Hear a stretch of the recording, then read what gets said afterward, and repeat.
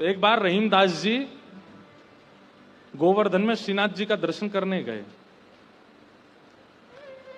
एक तो अल्हड़ भेष में रहते थे, ऊपर से इनके किसी कारण से इनको मंदिर में नहीं घुसने दिया, और जैसे ये मंदिर में घुसने लगे तो लोगों ने इनको धक्का दे दिया। कहां घुसे चले जा रहे हो, यहां पर विजातियों का प्रवेश नहीं है और तुम्हारे जैसों का तो बिल्कुल प्रवेश नहीं है।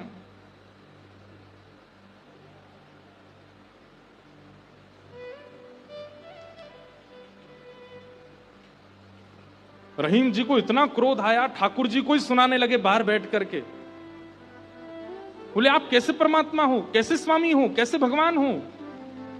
इतनी दूर से मैं चल करके आया और आप मुझे दर्शन नहीं दे रहे हो, लोगों के द्वारा मुझे बाहर करवा रहे हो। इतने क्रोध में आ गए श्री रहीम जी।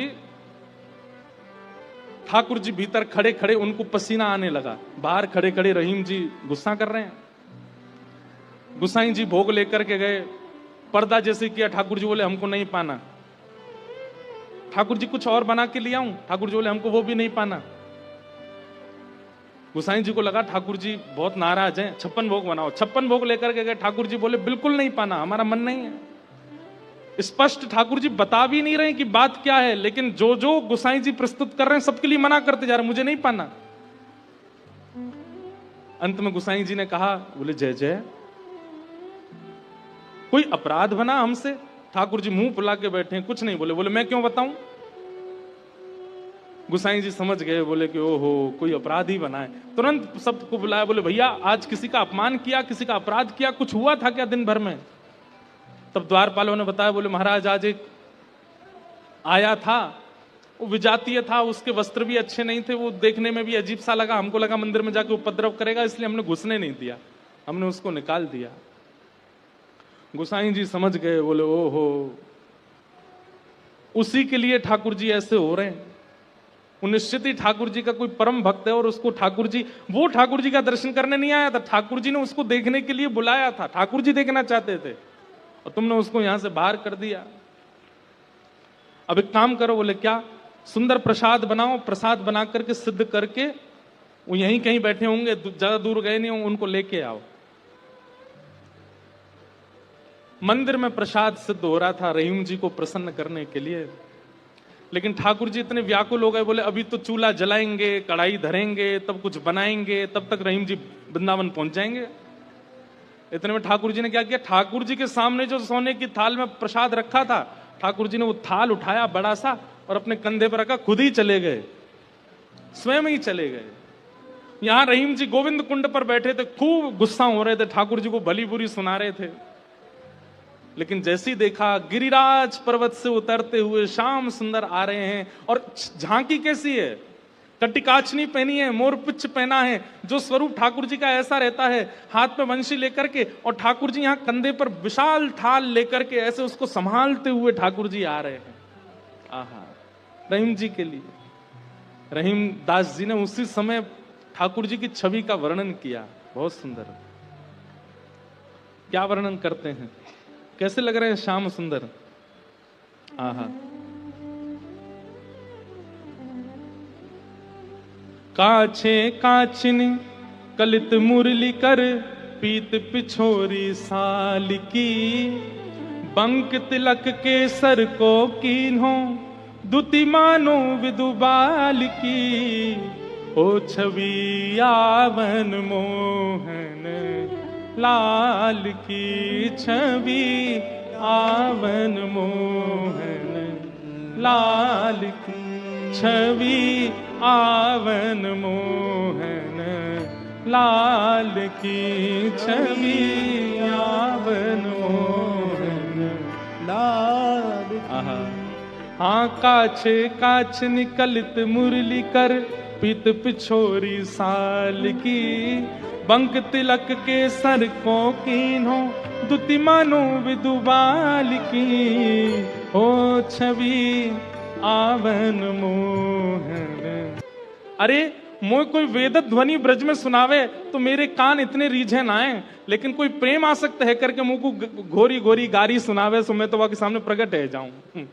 वाह, हो छवि आवन मोहन लाल की छवि, आवन मोहन आहा। लाल। और थाल सामने रख करके ठाकुर जी वहां से अंतर ध्यान हो गए।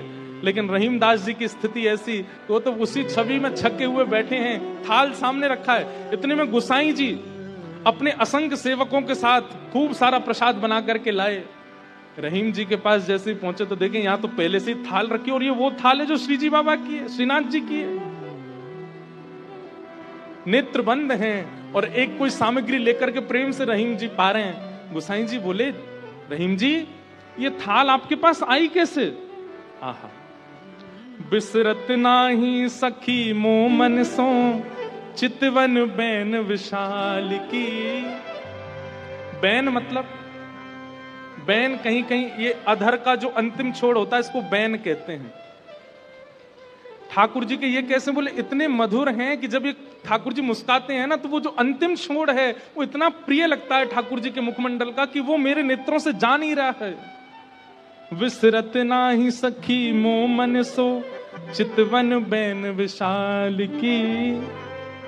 नीकी हसन अधर सधरन छवि, छवि सुमन गुलाब की।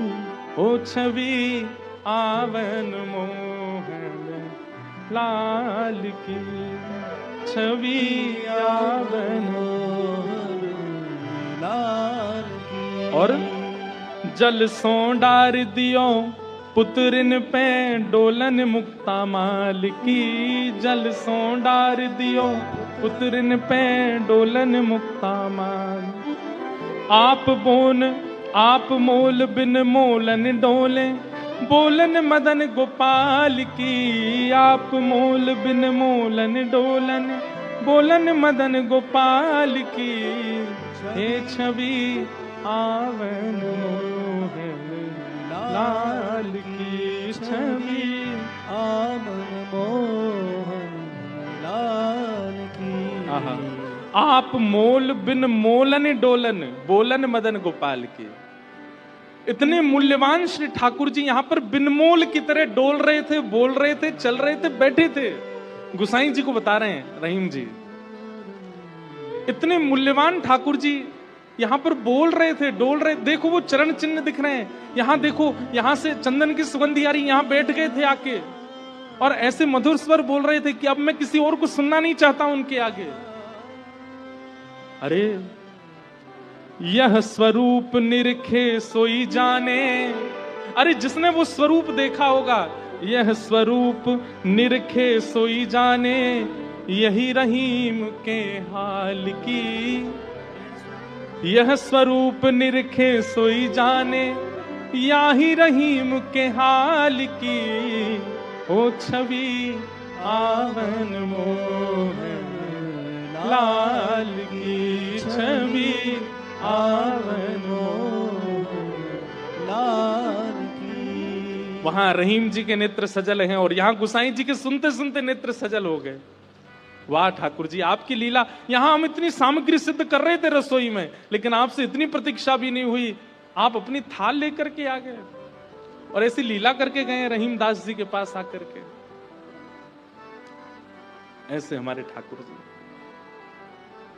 वृंदावन धर्म, अर्थ, काम और मोक्ष सबसे परे है। वृंदावन के लिए तो केवल प्रेम जागृत हो जाए चित्त में, अत्यंत प्रेमी हो जाओ आप, और वो प्रेम ऐसा छकेगा। आप प्रेमी हो गए, इसका प्रमाण क्या है? अरे श्याम वर्ण की कोई वस्तु कहीं दिख जाएगी, ऐसा लगने लगेगा ये कितने सौभाग्यशाली कि इनका श्याम वर्ण है, कृष्ण ने अपना वर्ण दे दिया है। किसी में दोष नहीं दिखेगा, सब में गुण दिखने लग जाएगा। मौन रहने का मन करने लगेगा। जब जब कृष्ण नाम ध्वनि होगी, ताल कैसी, स्वर कैसा, राग कैसा, उस पर ध्यान नहीं जाएगा, बस नृत्य करने का मन करेगा। वाणी गदगद हो जाएगी, सुनते सुनते कथा नेत्र सजल हो जाएंगे। प्रेम के बड़े लक्षण हैं, वो सब लक्षण धीरे धीरे प्रकट होने लग जाएंगे। बस वो प्रकट होने लग जाएं, फिर उसके बाद कहीं और मत रहिए, फिर तो वृंदावन आ जाइए, क्योंकि और कहीं रहेंगे तो पागल घोषित कर दिए जाओगे। केवल वृंदावन स्वीकार करेगा फिर।